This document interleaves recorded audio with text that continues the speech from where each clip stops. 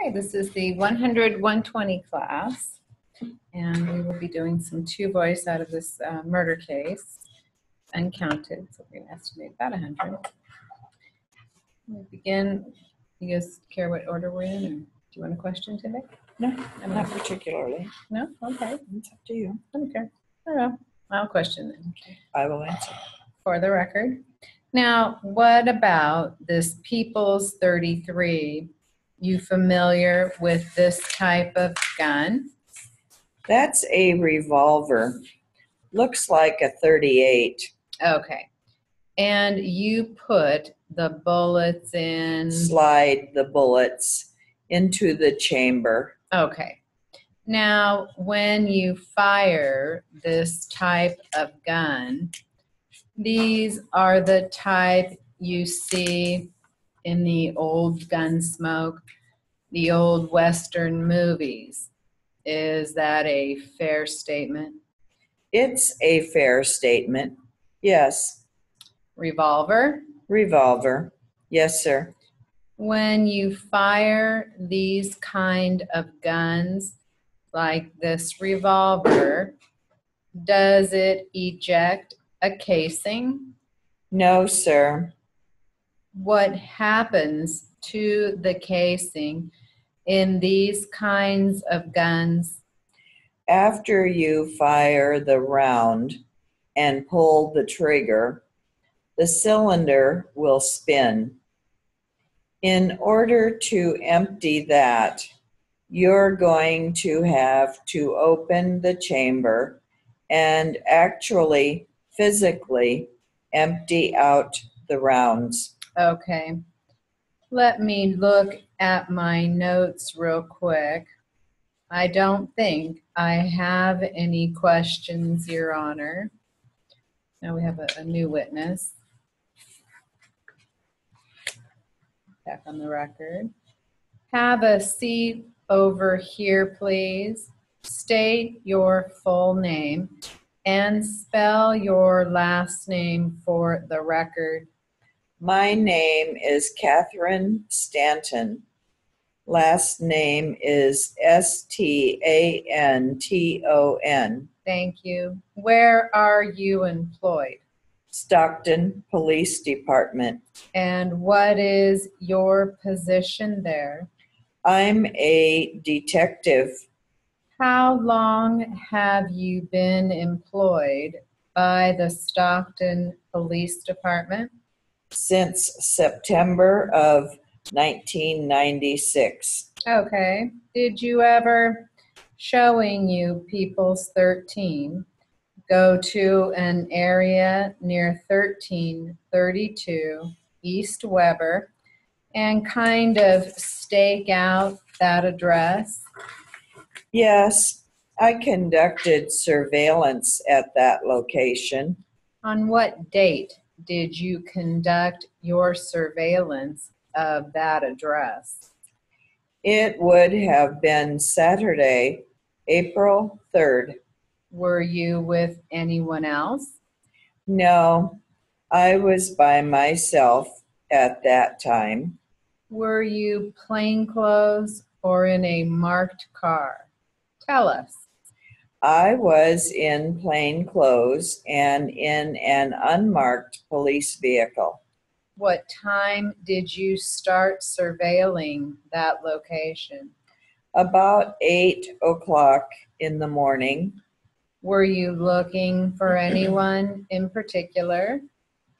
We were watching the house for people leaving, for anybody that left the residence. Okay. And without going into the details, were you aware of the incident that occurred the night before?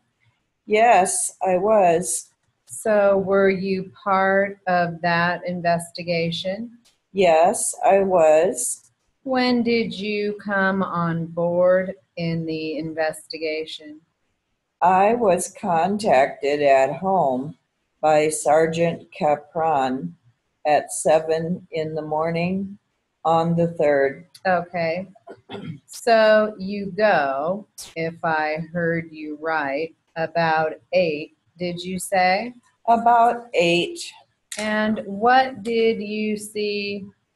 Hold on a second.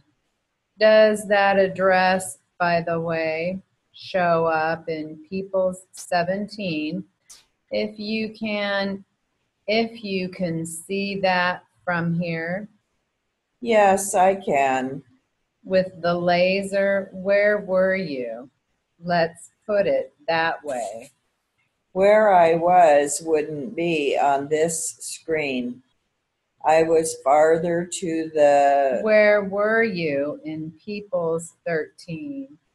Does it show in this sketch here? If we could enlarge it, first of all, do you see the address 1332? Yes, I do. It would be the red one on the... It would be my left side.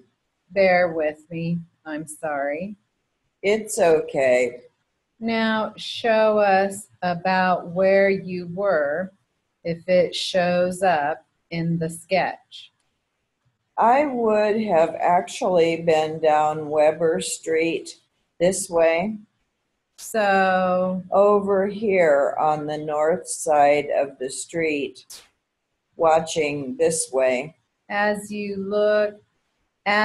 face the diagram to the left Yes. or the west, okay? So anyway, what did you see that morning, if anything, that caught your attention at or around 1332 East Weber? There were several different cars that came and left from the area, one of which was a red Honda Accord that pulled up to right in front of residents. The front passenger, he got out of the car and went up to the house. All right, we're back on the record now that our lights are back on. With the question on the record, let me just get to, do you recognize this gentleman here? Yes, I do. Do you know him by name? It's Jackson Fay. And did you see him at all that morning of the 3rd of April, 2004, during your surveillance? Yes, I did. He came out of the house and got into the vehicle. About what time? About 9:30 in the morning. So what did you do when you saw that?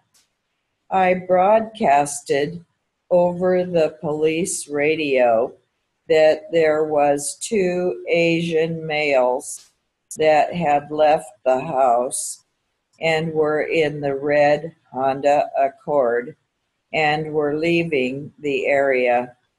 Did you go after them at all? I did not. I had a position of point, and on a position of point, I can't leave my point on the residents. I advised other units in the area that the vehicle was leaving to have them stop the vehicle. Okay. And when's the next time, if ever, that you saw the gentleman, Jackson Fay, that day? It was later in the evening, about 7 o'clock at night.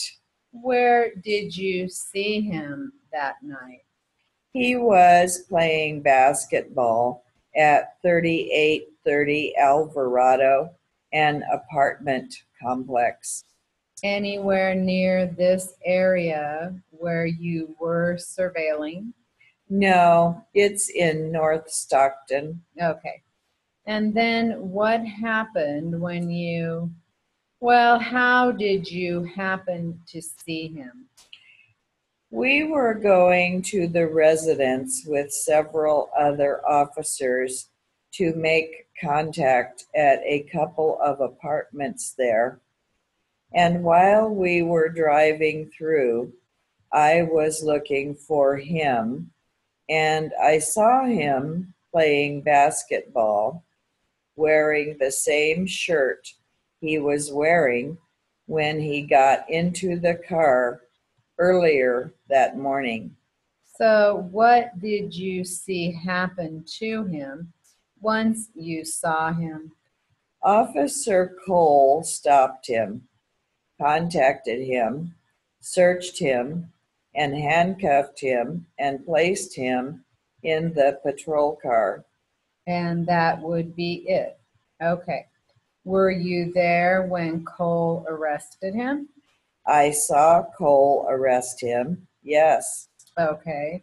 But Mr. Fay was playing basketball at 7:30 at night, if I hear you correctly, Yes. with others. Several other people, yes. So these observations you're telling us about were on April 3rd, 2004, correct? Yes. Saturday morning. Now, when you saw a person come out of the house that you identified as being Jackson Fay, you didn't know his name at that time, did you? You were just sitting there to observe who might come out of the house. That's correct. And that's so you radioed information describing the Honda and how many people were in it and the description of the people, That's correct. but you didn't have a name at that time. No, I did not. Just a description. And that was about 9:30 a.m. And it was about, did you say 7 p.m. that you saw Mr. Fay on the basketball court? It was about 7 o'clock, yes. And was it Officer Stephen Cole that arrested him? That's correct. And one of the reasons you were able to recognize Mr. Fay around 7 p.m. is he was dressed the same way as you had seen him earlier. Yes, he was wearing the same clothing, and his hair was very distinctive. At that time, it was about collar length and kind of shaggy looking, And wearing the same clothes. and wearing the same clothes, yes. And did you have any other involvement with him? Did you transport him or anything? No, I did not. It was Officer Cole did the transporting, or do you know? I can't say for sure. Okay, all right. I don't think I have anything else. Okay, we're back on the record with a new witness. With a question for the record. Have a seat over here, please. State your full name and spell your last name for the record. Jimmy Fritz, Fritts. Thank you. Where are you employed, sir?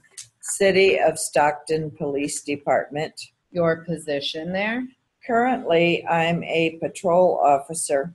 How long have you been employed by the police department? Over 10.5 years.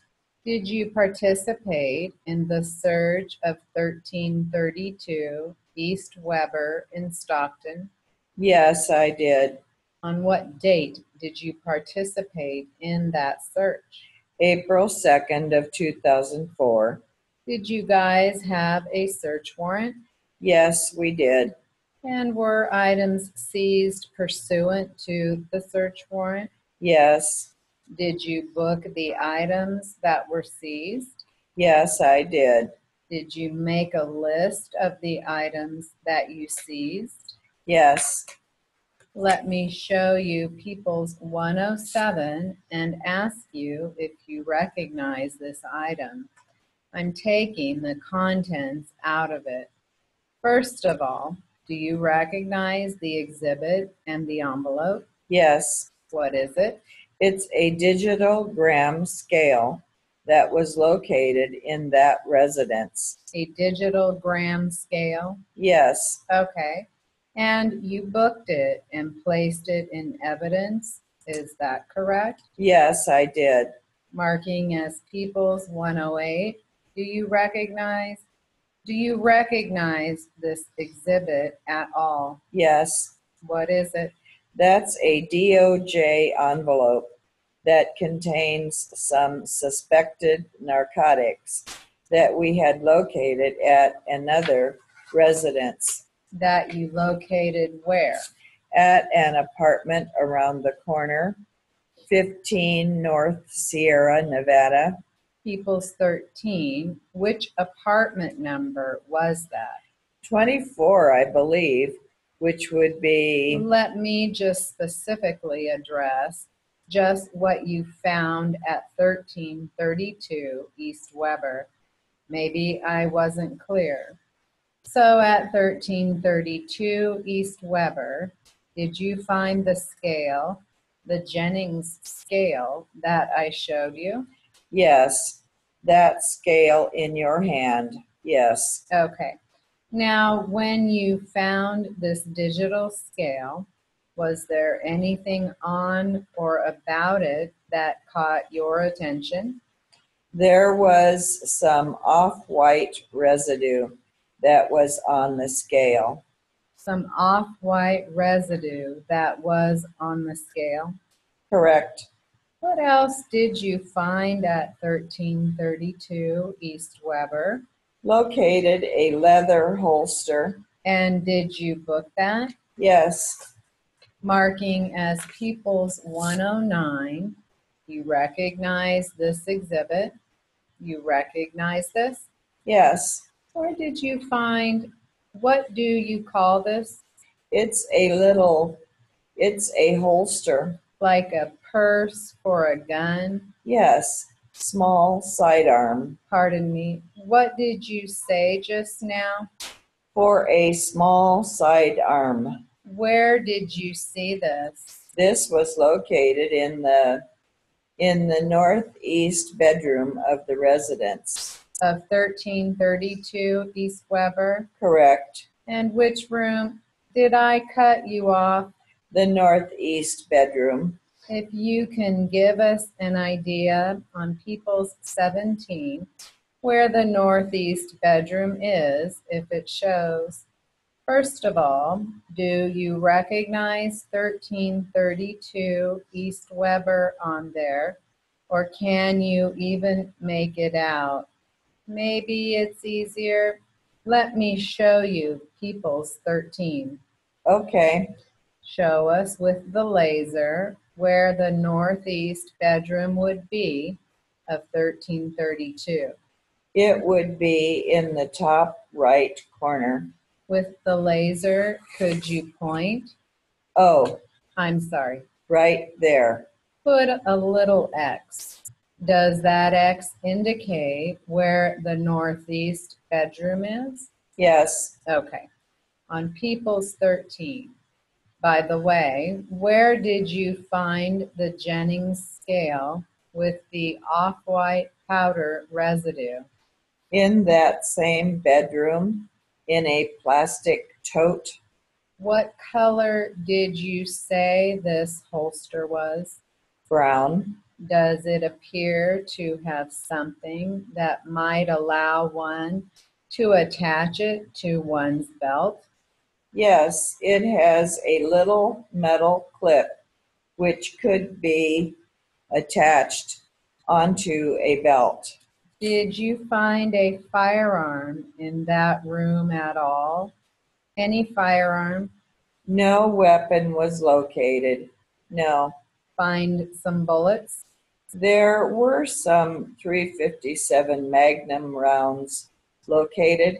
I believe it was like in a cup in the living room. What caliber? .357. Okay. About how many of them? Can I refer to my report? I'll give you the exact number. Sure, if that would refresh your memory. My mistake.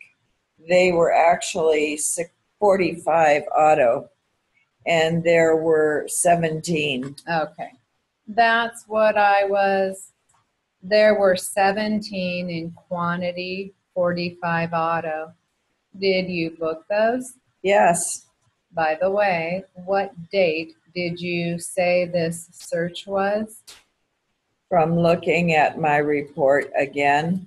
This is a report that you yourself prepared. Is that correct? Correct. Would it help you to remember the date if you spent a moment and looked at it? Could you read it to yourself? Yes, Look up. Does that help you remember? yes. What date? There's a calendar behind you if you need to refer to it as far as the days of the week. What date did you conduct the search pursuant to the search warrant at 1332 East Weber?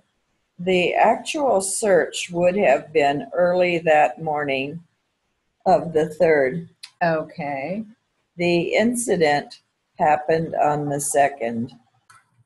Okay, this will be some timed warm up, and this will be 120 words per minute, beginning with question. And what's your job there? Work standards development. And how long have you been at CAT? 11 years. Directing your attention to May 5, 1978. There was a golf outing scheduled for that weekend. Mr. Park, I'm going to ask you some questions about an automobile collision that occurred on or about May 5, 1978. Do you recall that particular incident? Parts of it. Okay. If you don't understand my questions that I ask you, let me know, and I'll be glad to rephrase them. I am not going to try to confuse you. Please state your name and your address. Lewis Park, 1936 Canterbury, Washington, Illinois. And how long have you lived at that address? Since September. And are you married? No. Do you live at that address with anyone else? No, I don't. Who's your present employer? Cat. And do you know where the golf outing was scheduled for? What it was for? Where was it scheduled? It was in Monticello Canoe County Club. Okay. And you made some plans to go to the outing with Kenny Dotson? That's correct. Do you remember what time that day you got together to leave for Monticello?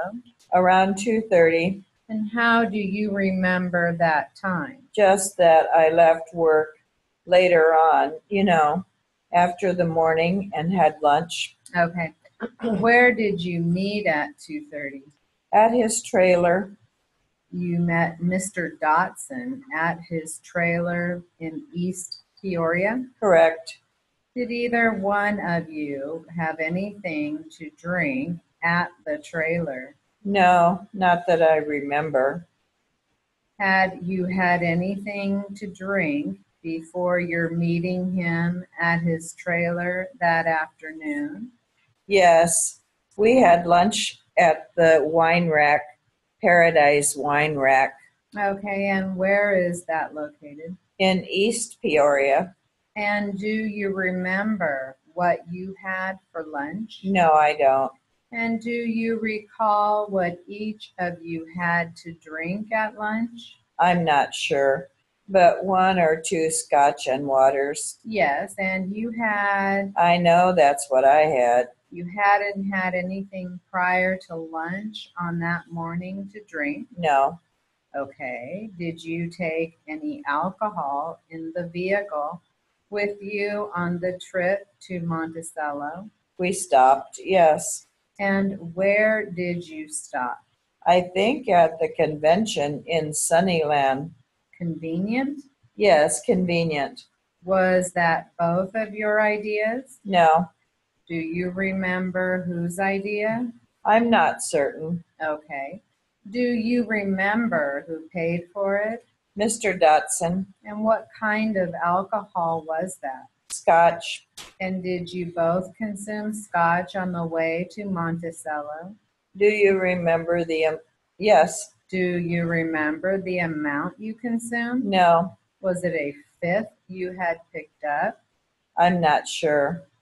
I am pretty sure it was. Okay. How far is it from Peoria to Monticello? Approximately 165, 175. And no one else rode with you too? Is that correct? Yes, Was it your vehicle that was being driven?